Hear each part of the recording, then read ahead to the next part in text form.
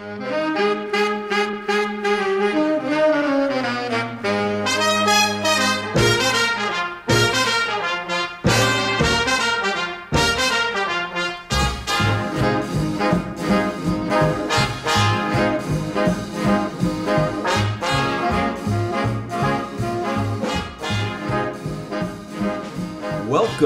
to Nostalgia Alley. We are going green. Nostalgia Alley is going green. We have some absolutely gorgeous plants and a gorgeous guest. We have Helen Kensinger, who is a landscape designer here in New Jersey, Maplewood, South Orange, and all over New Jersey. And with the hot weather coming, we're all getting ready to dig those gardens, plant those plants, get those flowers out. And Helen is going to tell us exactly how to do it so we look like $1 million garden. Helen, welcome to Nostalgia Alley. Thank you very much. Thank you for having me on. Let me ask you, how did you get started as a landscape designer? Well, how did it all happen? It happened very organically. Literally. Organically? Yeah, to be honest, growing up, I didn't know the profession existed. But moving to the suburbs here to Maplewood about 17 years ago, I started designing my own property, which was kind of an odd lot on a corner and with very little backyard, but a vast amount of side yard. And so neighbors took notice and started asking me for advice and also to design their gardens. And that really started up my business. Then I did the program through Rutgers Extension to become a master gardener, to really learn and perfect my soil science. And, a master gardener. It's entomology. impressive opposed to a regular gardener. Sure. I'm a schluppy gardener, but a master gardener. That's terrific. Master gardener. And then a little bit later on, when I was really starting to get a lot of clients, I decided to better learn, find out what I don't know, and I became a certified landscape designer. I did the 2-year program at the New York Botanical Garden in the Bronx, which was, of course, Great. The most beautiful place to go to school and to learn. So that's how it started. But I've always been interested in plants. I've always been interested in gardening. I was born in the Netherlands.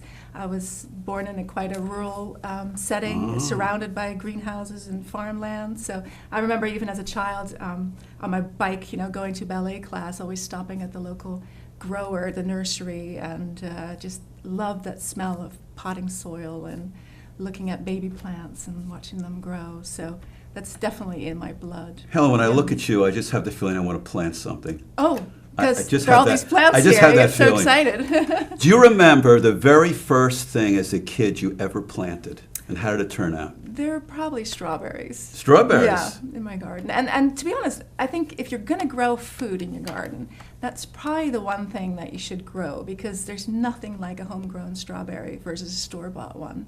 So, tomatoes from the farmer's market come pretty close to what you can grow in your garden. Right. It's really hard to grow a good tomato. It's very hard. But a good strawberry, just, really ripened on the plant, is just super delicious. Does it take a long time to grow a strawberry? No, absolutely not. And they're perennial, so you only plant them once. Oh, beautiful. And they come back each year. Yeah, so it's a very, very easy.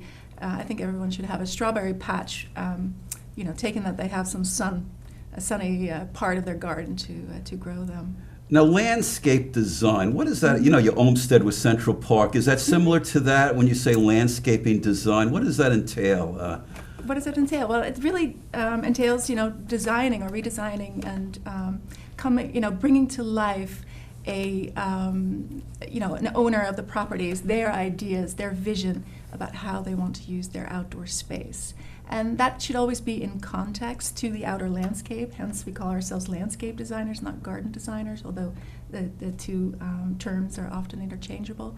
But it's really about, relating to the site, relating to the architecture on the site, and, creating all kinds of outdoor elements. So it includes from designing and driveways and all kinds of what we call hardscaping, retaining walls, decks, patios, to also doing the softscaping, which is the plant material. And that's really the fun part, of course. For most of us landscape designers, we come into this field because of our love for plants. So that's where the decorating really takes place, is using plants and trees, shrubs, to really bring this space to life. And You're like an architect, more or less. somewhat, yeah. A I'm not a green landscape thumb architect, architect. but I'm a Very landscape similar, I designer. imagine, right?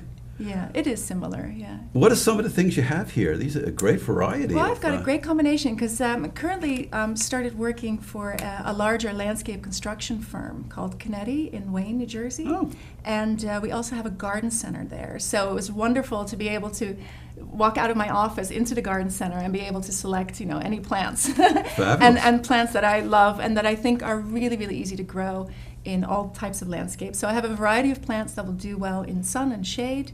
Always when I'm designing a planting bed for a client, I always try to mix and match both in color and also in texture.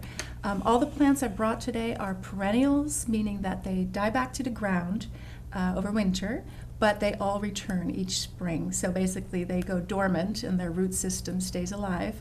And then early spring, they all grow. I do that myself, again. actually. Do you? Remain dormant, you go and come dormant alive in the spring. Like the bears and the, yeah. Good. So one of the, this little wonderful thing is called Creeping Jenny, and this is a ground cover. So it stays very low, just like it is in the pot here. And it's just a wonderful, also trailing plant. But I love its little texture. It's really cute and gives great contrast. So to let's say, this darker leafed green, it really picks up and makes plants pop. This one, I often talk, I also teach a class locally.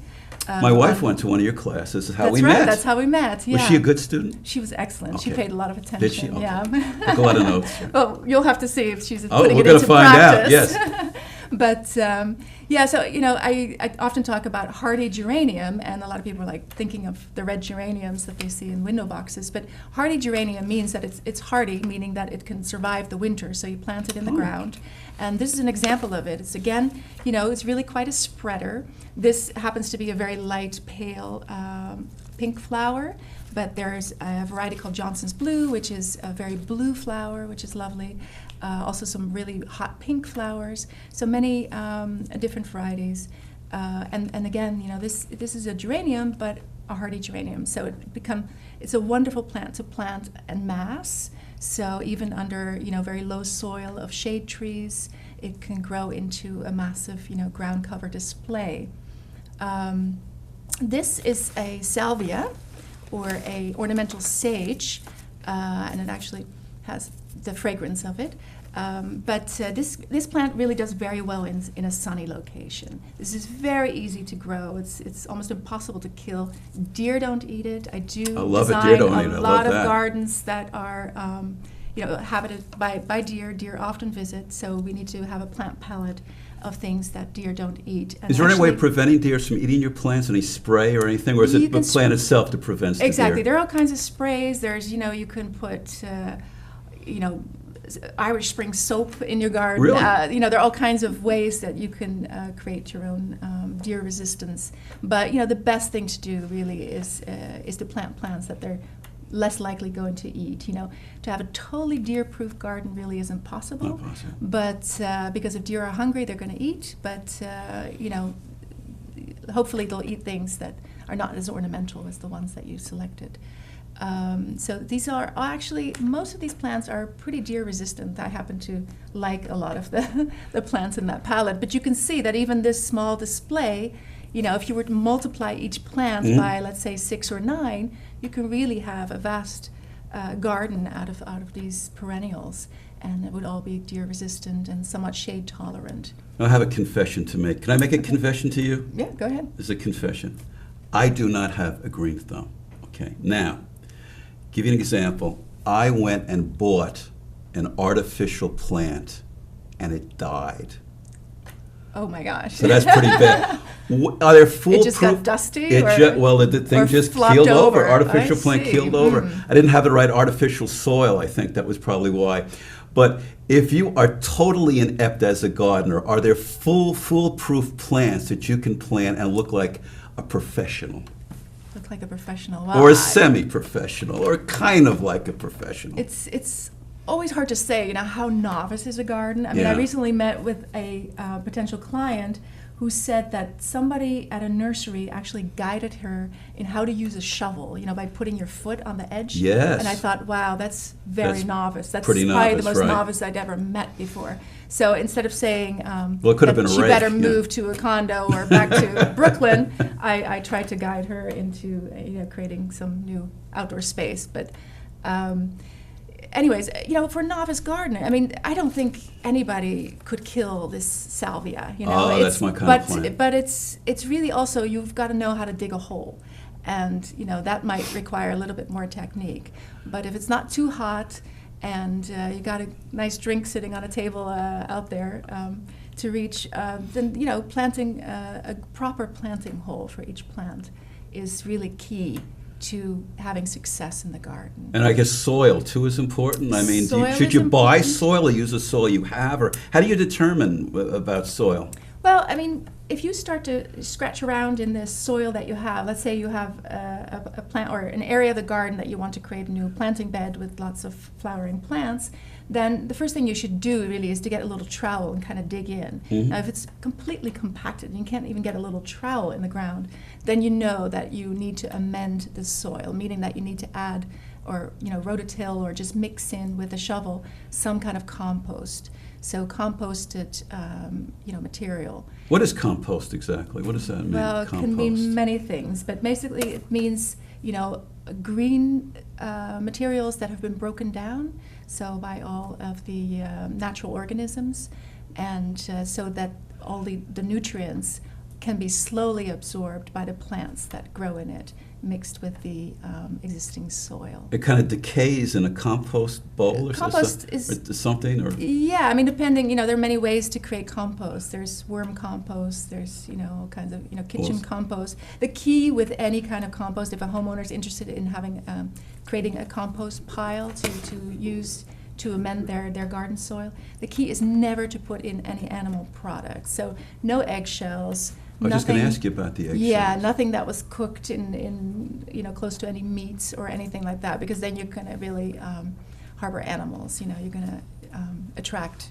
certain kind of venom. So you would attract by an eggshell, animals would come and... Yes, and raccoons love eggshells, rats love eggshells. So you don't want to attract any kind of those types of animals. You just want worms and all kinds of organic organisms to do their thing. Good things, right? Yeah, the good things you want to break down the materials slowly into a very amendable, composition.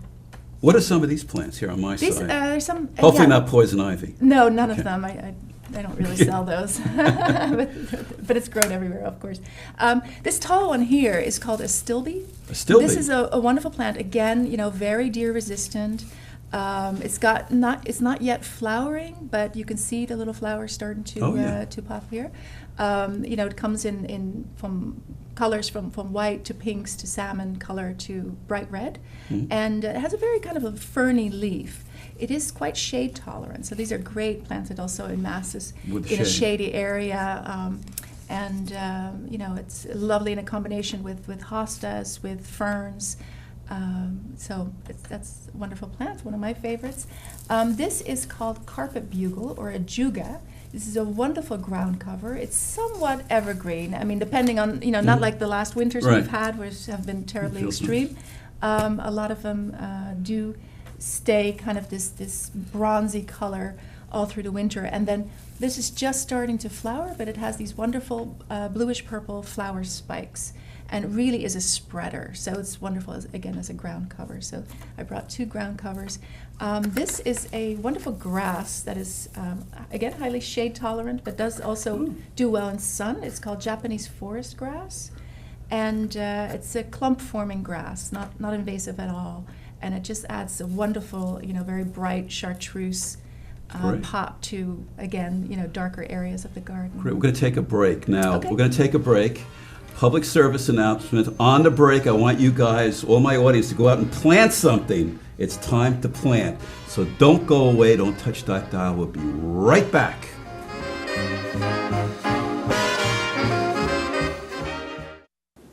After 17 years working as a mason, Mike was laid off. I met him when he came into the library looking for help. He found a job opening, but the application was only online. Mike said he'd spent his entire life around tools, but had never used a computer. I showed him how, and he ended up applying for numerous jobs online. I saw Mike the other day. His new computer skills paid off. He's working again. New Jersey libraries are transforming lives. Tell us your story.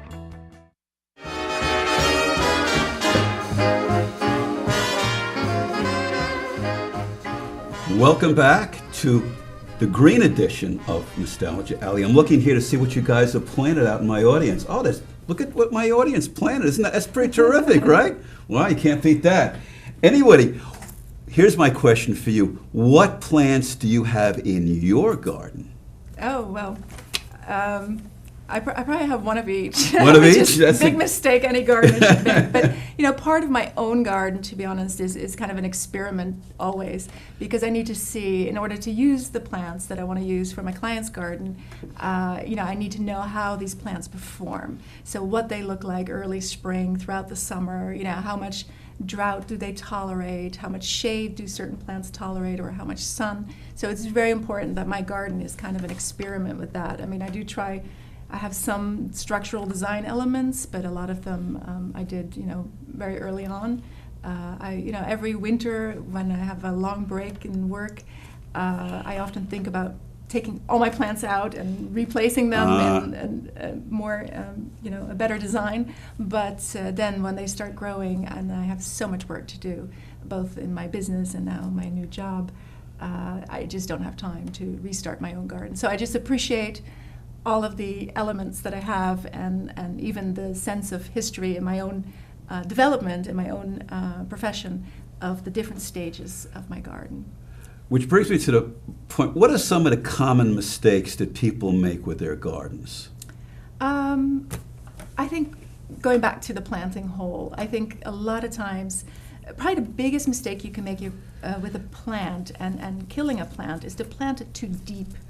And a lot of times, when you plant a plant and you're buying it at a nursery, it comes in usually one of these plastic containers, which are all recyclable. So, the key is really not to dig a hole that's deeper than the container, because otherwise what's going to happen, you're going to, aerate that soil, and then as soon as the plant settles in, it's going to sink. So aerate meaning what? You're going to fluff up that soil that's Okay. at the bottom of the hole. So you don't want to do that. So really the key is to plant, to dig a hole as deep as the container, but twice as wide.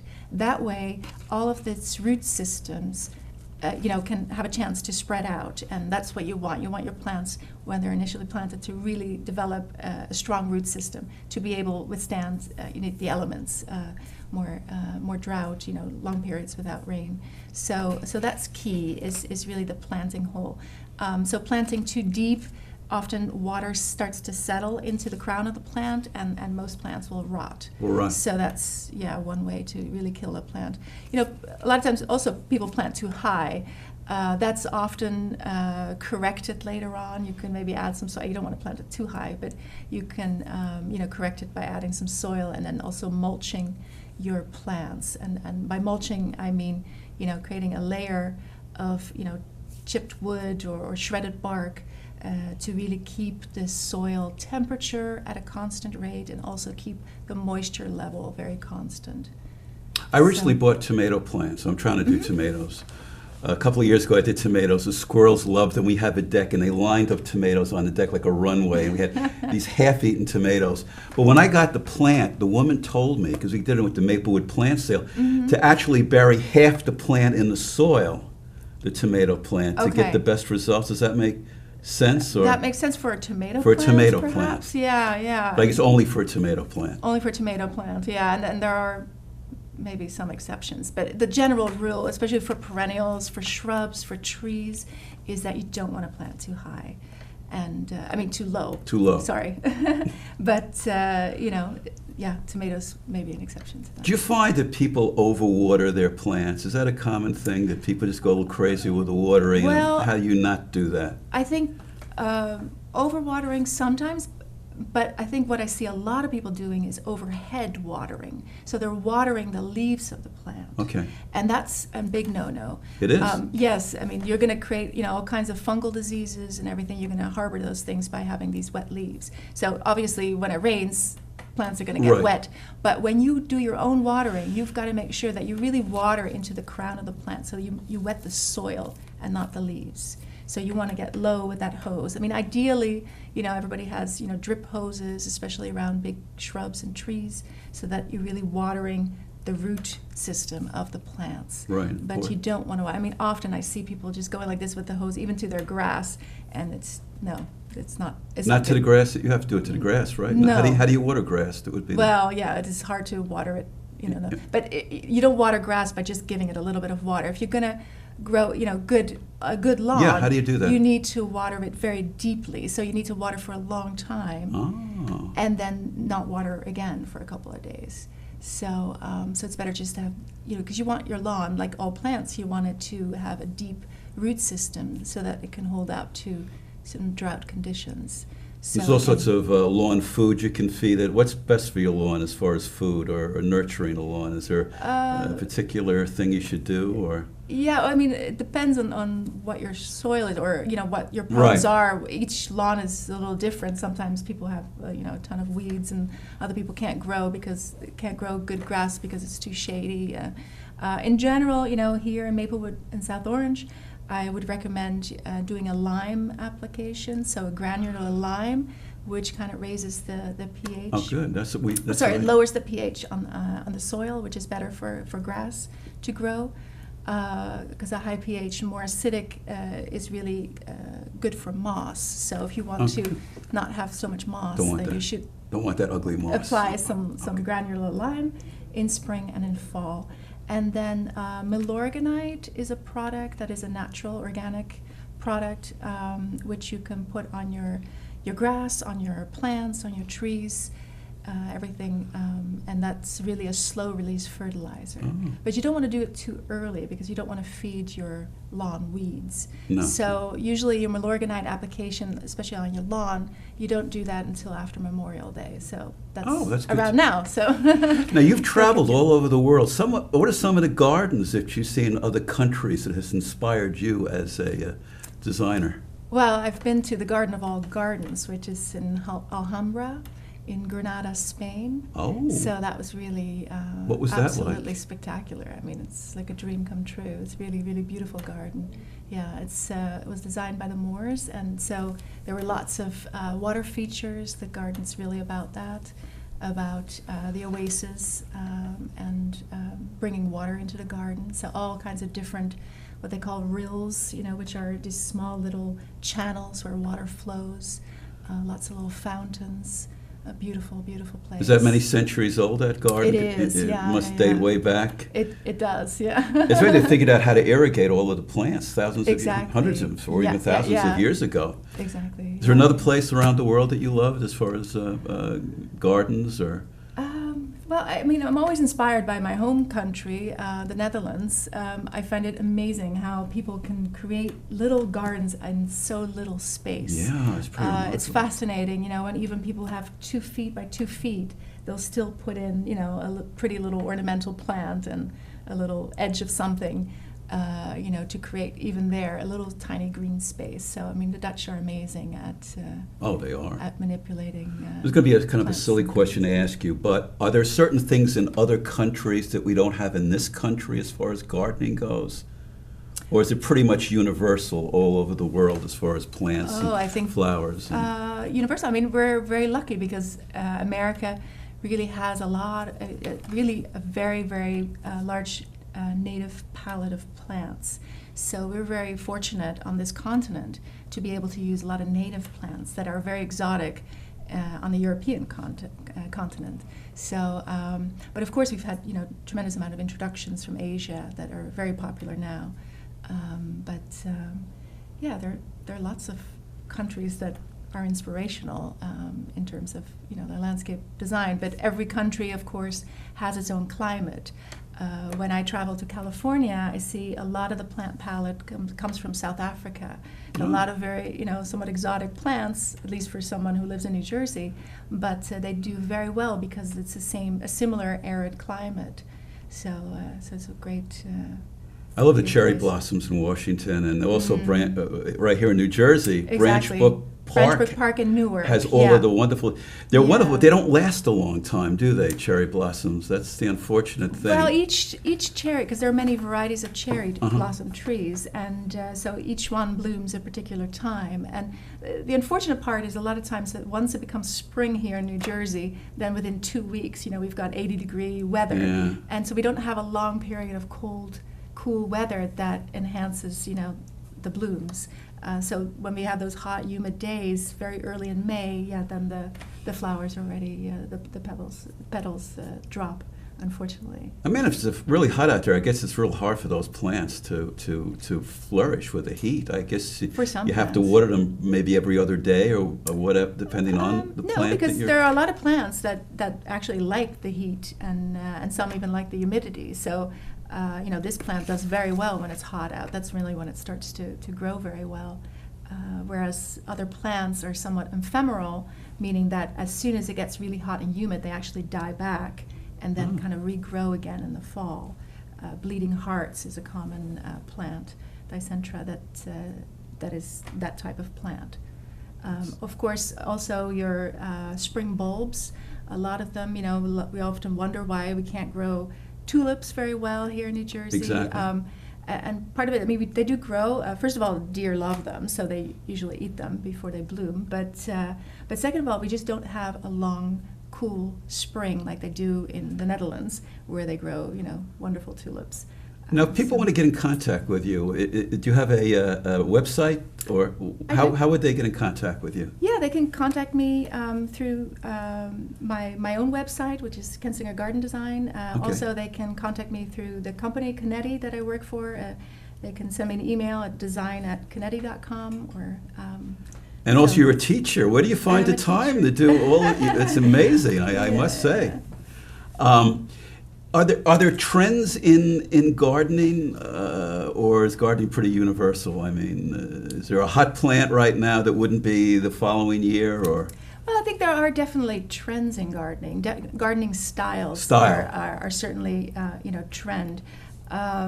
Certain plants, also a certain plant palette is part of what defines each decade. I often, design gardens for older homes, and when I arrive and I see a certain plant palette, I know that it was probably the owners that lived in the house in the 1950s that put those plants in the ground, because those were popular plants in that decade. Right now a lot of people are influenced by the kind of prairie natural garden style that you see. For example, the High Line in New York City is one of those examples where it's just kind of masses of grasses and really pretty very airy flowering plants in combination with small trees. So that's definitely a gardening style. There are many that inspire people, but I think even as a landscape designer, I might not always listen to my clients, because their garden should be very personal for them. Right, exactly. I can design, all kinds of styles of gardens, but it's really about what relates to them, to how they use the space. Do you believe it? Our time is up. Oh, that was Helen, fast. you inspire me. I want to go out and plant and harvest and do all those great things. Anyway, thank you so much for being on Nostalgia Alley. And if you want to get a hold of me, it's nostalgia.alley@gmail.com. If you have any ideas for shows, you want to be on the show, do get in contact with me. Helen, a great guest.